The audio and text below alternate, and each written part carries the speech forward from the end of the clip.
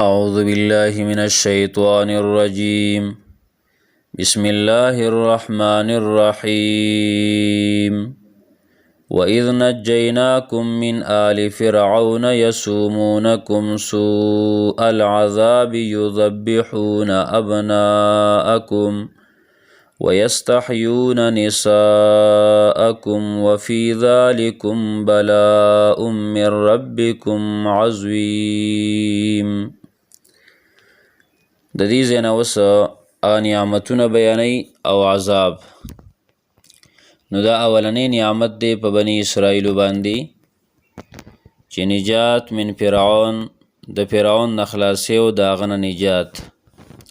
نو الله وایي وإذ او کله چې نجیناکم خلاص کړی مونږ تاسو من آل فرعون د فرعونیانو نه یسومونکم چې رسول به تاسو العذاب سخت عذابونه. سوء ویل کېږي سخته، العذاب عذاب، سوء العذاب سخت عذاب.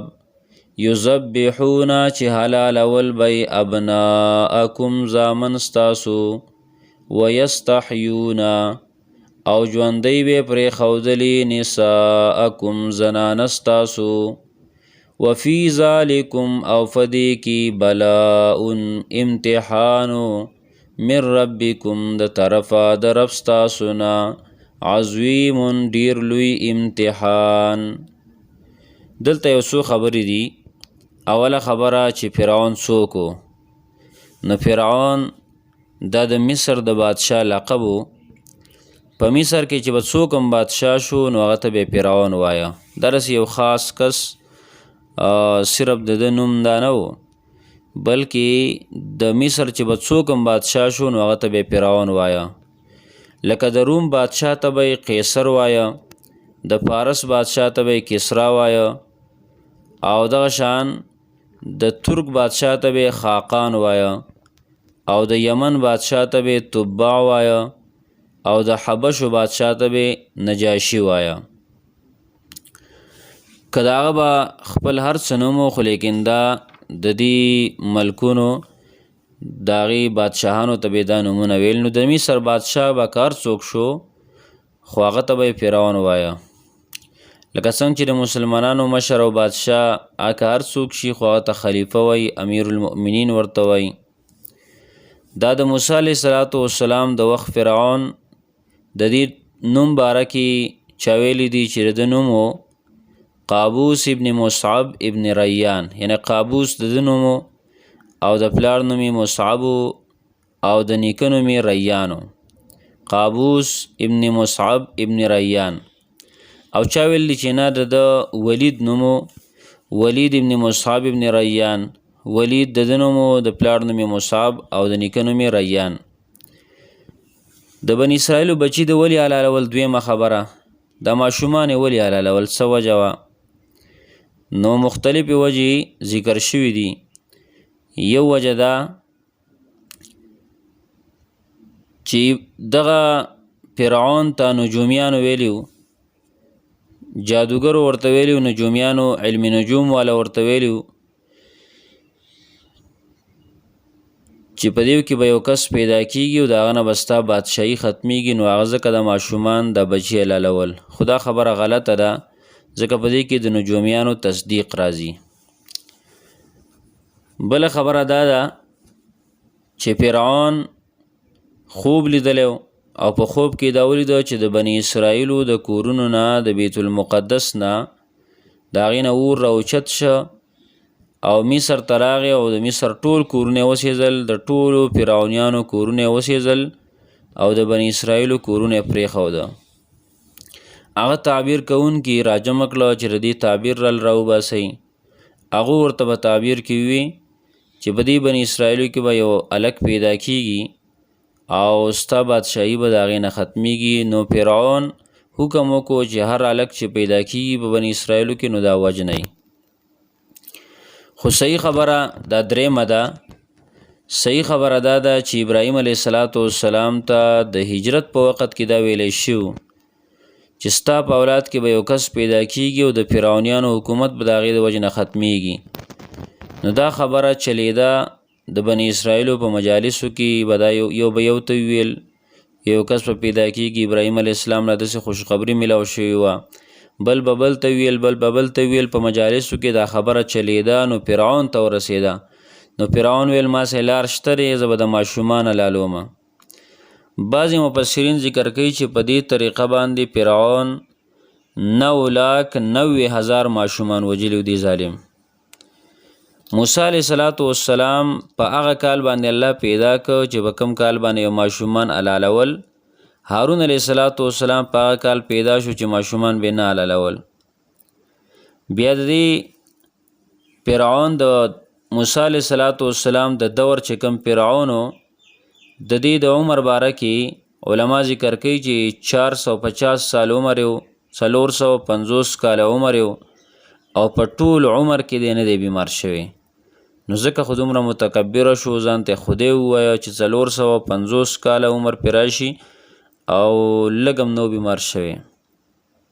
دا فرعون بادشاه څنګه شه، دا په کومه طریقه باندې بادشاه شه؟ نو بعضې مفسرین ذکر کوي چې انه کان عطارا فی اصفهان، دا لاول عطر پروشو، عطر به خرڅول، د سپریمري د عطرونه دا به خرڅول. فرکبته الدیون فافلس، نو په ده باندې قرضونه راغله او غریب شو، ځکه دغه کاروبار خو وړوکی کاروباري لږې پیسې او ده به لګولې ډېرې، نو غریب شه او قرضونه پرې راغله ډېر زیات. فاضطر الی الخروج، نو دی محتاج شو وتلو ته، او دی اصفهان نه لاړ وتښتېد، د قرضدارو د لاسه وتښتېد. فلحق بالشام، شام ته لاړ، خو فلم یستن له المقام، هلته هم پاتې نشه، شام کې هم ژوند نشو تېرولی. فدخل مصر، نو مصر ته لاړ.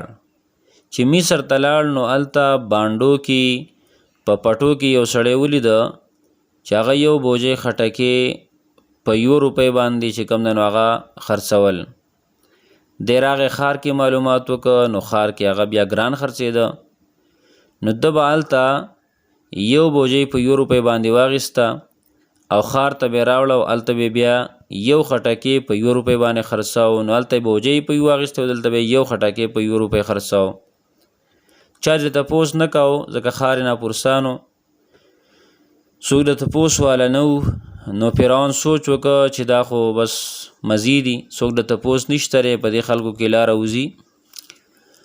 په دغه ځای کې د وبا مرض راغی، بیماری راغله چې عام خلک پای کې ډېر مري، ډېر زیات خلک به مړه کېده. فرعون سوچ وکړه چې را په دې کې هم څه پیسې ګټل پکار دي.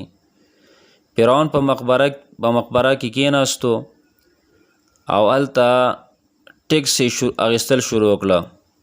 15 روپۍ ټیکس به اخیستو په یو مړي باندې، او چا ته تپوس نه کو، خلکو ته به ویل زه بادشاه مقرر کړی یم. نو خلکو دا معلومات نه کو چې دا بادشاه مقرر کړی دی او که نه دی، ښه په خوشحالۍ به یې ټکس ورکاو.